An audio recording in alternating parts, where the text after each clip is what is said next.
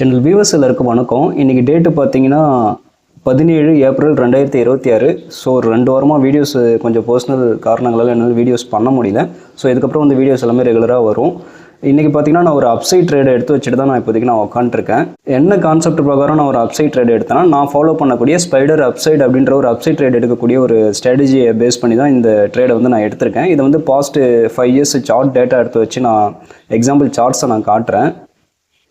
அதுக்கு முன்னாடி என்னோடய ஆர்டர் ஹிஸ்ட்ரி எடுத்து பார்ப்போம். 24,200 புட் ஆப்ஷன் வந்து ஒரு 6 லாட்டு தான் நான் செல் பண்ணியிருக்கேன். நான் செல் பண்ண டைம் என்னன்னு பார்த்தீங்கன்னா ஒரு 10:05க்கு வந்து நான் இந்த பொசிஷன் வந்து நான் ஓப்பன் பண்ணியிருக்கேன். ஒரு 6 லாட் மட்டும் நான் செல் பண்ணி வச்சுருக்கேன். ஓகேங்களா? ஏன்னா நான் ஏன் வெறும் 6 லாட்டு தான் நான் செல் பண்ணியிருக்கேன்னா, என்கிட்ட அதிக லாட்ஸ் போடுற அளவுக்கு கூட என்கிட்ட ஃபண்டு இருக்குது. ஆனால் நான் ஏன் வெறும் 6 லாட் நான் போட்டு வச்சுருக்கேன்னா, என்னோடய ஸ்டாப் லாஸ் பேஸ் பண்ணி தான் நான் எப்பயுமே இந்த குவான்டிட்டிஸ் வந்து பொசிஷன் செசிங் பண்ணி நான் பண்ணுவேன். ஓகேங்களா?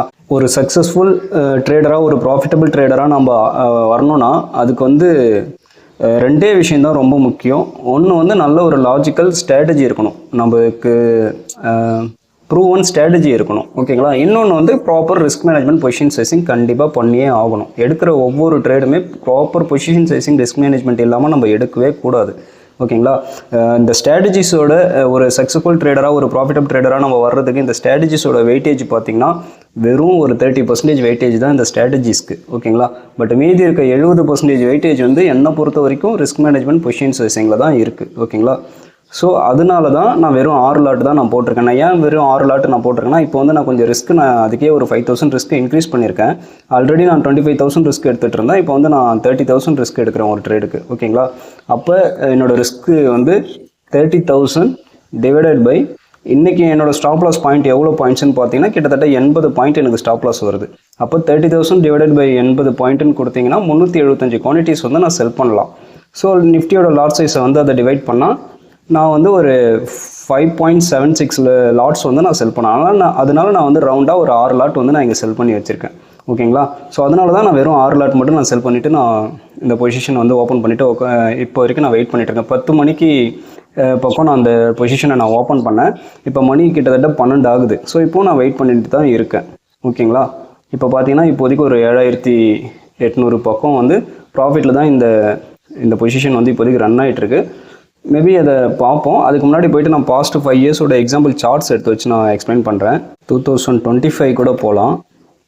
2025ல் இன்றைக்கி நான் ஃபாலோ பண்ணுற ஸ்ட்ராட்டஜி வந்து ஸ்பைடர் தான். ஸோ ஸ்பைடரில் அப்சைடு. இப்போ இந்த டேயில் பார்த்தீங்கன்னா மார்க்கெட் வந்து சென்ட்ரல் பிவோட்டுக்கு கீழே ஓப்பன் ஆகி அப்படியே கொஞ்சம் நேரம் ப்ளே ஆகிட்டே இருக்குது. அதுக்கப்புறம் சென்ட்ரல் பிவோட்டுக்கு மேலே க்ளோஸ் வைக்கும்போது நான் வந்து எப்பயுமே என்ட்ரி எடுக்கிற மாதிரி என்னோட ஸ்ட்ராட்டஜி ப்ரோவர், என்ட்ரி ரோல் ப்ரோவர் என்ட்ரி எடுப்பேன். அதுதான் வந்து அதை பேஸ் பண்ணி தான் இன்றைக்கி நான் அப்சைட் ட்ரேட் நான் எடுத்திருக்கேன். இந்த டேயில் பார்த்தீங்கன்னா கிட்டத்தட்ட இன்றைக்கி வந்து ஒரு ஸ்ட்ராட்டஜியோட எக்ஸாம்பிள் சார்ட்டு தான் இது. எண்ட் ஆஃப் த டே பார்த்தீங்கன்னா நல்ல ஒரு அப்சைட் மூவில் போய்ட்டு முடிஞ்சிருக்கு. டார்கெட் வந்து எனக்கு மேக்ஸிமம் R1, R2 50% வரைக்கும் மேக்ஸிமம் டார்கெட் வைப்பேன். அப்படின்னா எண்ட் ஆஃப் த டே எங்கே இருந்தாலும் மார்க்கெட் வந்து எண்ட் ஆஃப் த டேயில் எங்கே இருந்தாலும் ட்ரேடை வந்து நான் க்ளோஸ் பண்ணிக்குவேன் 2.25 பக்கமாக. இதுதான் என்னோடய டார்கெட் சைட் பிளானு.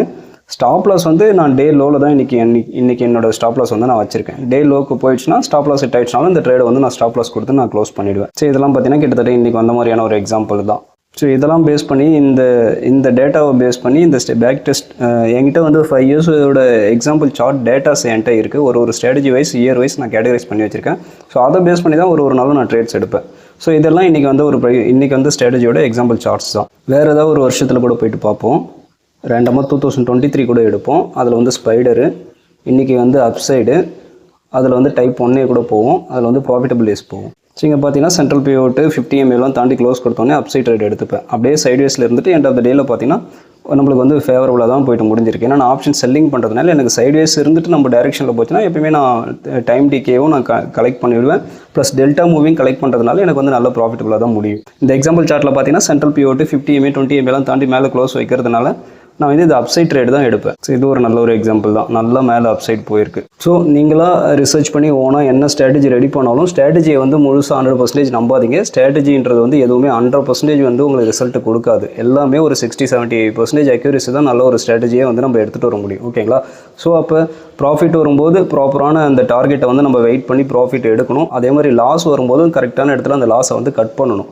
இதை வந்து எந்த பிரச்சனையும் இல்லாமல் ஒரு நாளும் இந்த ப்ராசஸை ரிப்பீட் பண்ணிகிட்டே இருக்கணும். நம்ம பயம் இல்லாமல் எடுத்துகிட்டே இருக்கணும். நம்ம கேபிட்டல் வந்து ரொம்ப ப்ரொடக்ஷனாக இருக்கணும். பெரிய ட்ராடவுன்ஸ்லாம் வரக்கூடாதுன்னா ப்ராப்பர் ரிஸ்க் மேனேஜ்மெண்ட் கண்டிப்பாக நம்ம பொசிஷன் சைசிங் பண்ணி கண்டிப்பாக நம்ம ஃபாலோ பண்ணி தான் ஆகணும்.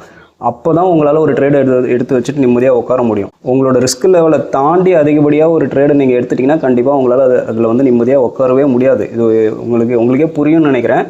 நிம்மதியாக உங்களால் அளவுக்கு அதிகமான ரிஸ்க் எடுத்துகிட்டு உங்களால் நிம்மதியாக உட்காரவே முடியாது. உங்களோட ரிஸ்க் லெவல் என்னவோ அதுக்கேற்ற பொசிஷன் சைசிங் பண்ணி அதுக்கான குவான்டிட்டிஸ் எடுத்து வச்சிங்கன்னா எந்த ஒரு ப்ராப்ளமும் இல்லாமல் எந்த ஒரு பயமும் இல்லாமல் நிம்மதியாக நம்மளால் உட்கார முடியும். ஓகேங்களா? அளவுக்கு அதிகமான ரிஸ்க்கை எடுத்து மாட்டிக்காதீங்க. ஓகேங்களா? ஸோ நம்ம வெயிட் பண்ணி பார்ப்போம். நான் அப்புறமா திரும்ப நான் அப்டேட் பண்ணுறேன். இப்போ டைம் பார்த்தீங்கன்னா 3:30 மணிக்கு மேலே ஆகுது. ஸோ நான் வந்து இந்த ட்ரேடை வந்து நான் 2:45 நான் க்ளோஸ் பண்ணிட்டேன். பட் ரெக்கார்டிங் நான் இப்போ எடுத்துகிட்ருக்கேன். இன்றைக்கி நம்ம எடுத்த டைரெக்ஷனில் தான் போய்ட்டு மார்க்கெட் ஃபுல்லாகவே முடிஞ்சுது. ஸோ அதனால் இன்றைக்கி வந்து ஃப்ரைடேன்றதுனால டைம் டிகே அந்தளவுக்கு பெருசாக இருக்காது. இருந்தாலும் ஓகே தான், ஒரு நல்ல ஒரு டீசெண்டான ப்ராஃபிட் தான் இன்றைக்கி வந்து நம்ம பண்ணியிருக்கோம்.